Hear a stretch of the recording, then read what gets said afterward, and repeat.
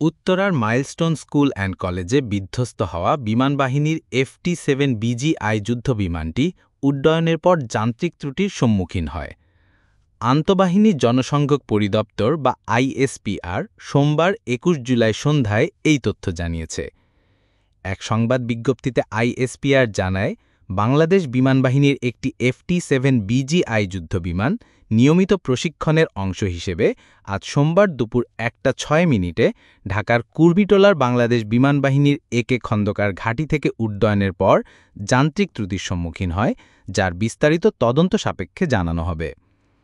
আরও বলা হয়, দুর্ঘটনা মোকাবেলায় এবং বড় ধরনের ক্ষতিক্ষয় এড়াতে ওই বিমানের বৈমানিক ফ্লাইট লেফটেন্যান্ট মোহাম্মদ তৌকির ইসলাম বিমানটিকে ঘনবসতি এলাকা থেকে জনবিরল এলাকায় নিয়ে যাওয়ার সর্বাত্মক চেষ্টা করেছিলেন। কিন্তু দুর্ভাগ্যবশত বিমানটি ঢাকার দিয়াবাড়িতে মাইলস্টোন স্কুল অ্যান্ড কলেজের দোতলা একটি ভবনে অনাকাঙ্ক্ষিত দুর্ঘটনায় বিধ্বস্ত হয়েছে। এই আকস্মিক দুর্ঘটনায় বৈমানিকসহ ১৯ জন নিহত এবং ১৬৭ জন আহত হয়েছেন।